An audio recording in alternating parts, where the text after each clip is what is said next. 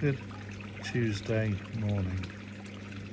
Welcome back to Martin's Aquatics. It's been a little while since I did a proper video, but a couple of shorts. But there's been quite a lot going on, and some of it I didn't particularly want to film. So as a reminder, I went back to using just the Nexus, and it wasn't a good result. The pond got full of fine particles and the visibility was really poor, so I didn't film any of it. I experimented with several things, cleaning the Nexus every day, cleaning it every other day, cleaning it every third day, just to see if any sort of thing would work better. But now I've kind of got the sort of water I wanted, and that's mainly because I put the old filter, can't remember what it was called now, Screenmatic filter that's now just a box sponge filter back into the pond, onto the pond.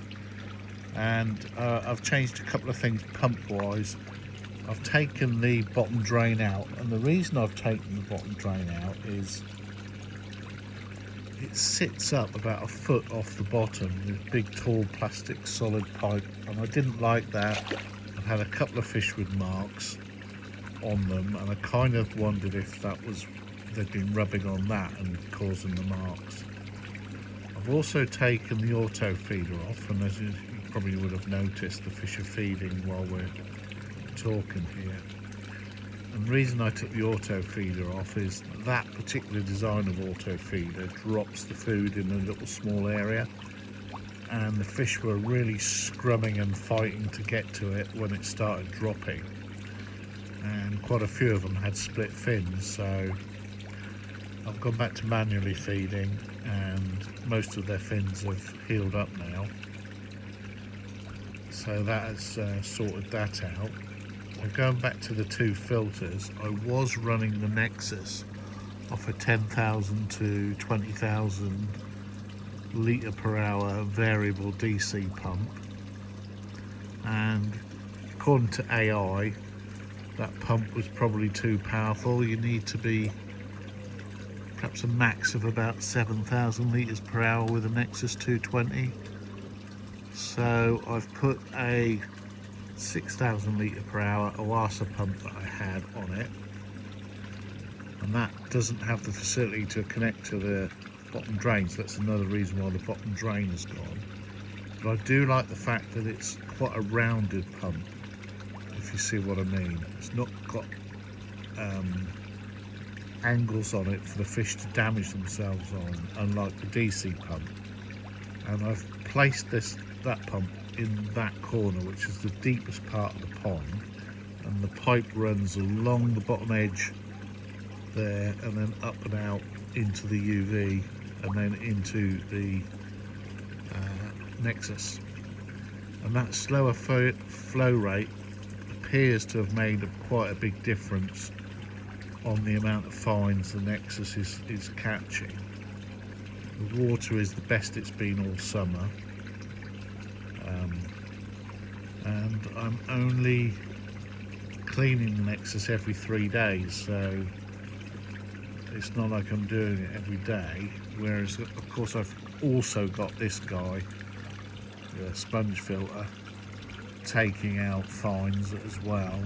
Now with that, I've got quite a small pump, looks like quite a good flow coming out of it, but it's only a 3,600 litres per hour brand new pump that I bought, and that is in this bottom corner here, and the pipe for that runs along this bottom edge and then up and out and into the box.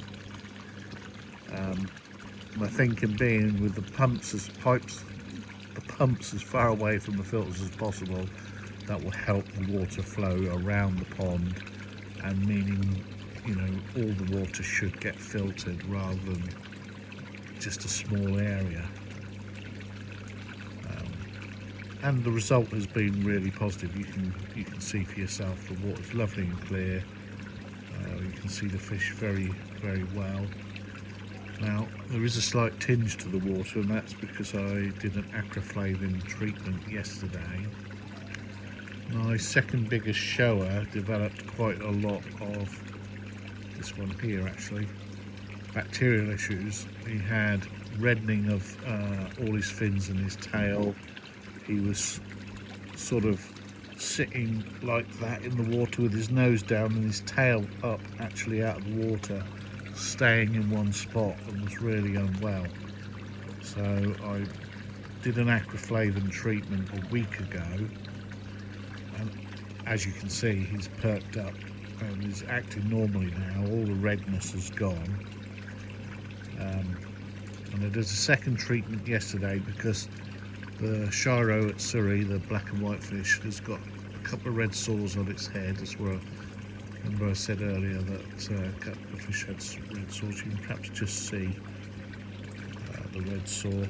That's a lot better than it was, and that's why there was a second treatment yesterday. And if necessary, next week I will do a third treatment. So like I said, loads has been going on, but the net result is pond looks really good. The fish are pretty healthy now. No real sores or split fins, just that one fish with a small red mark on its head. The new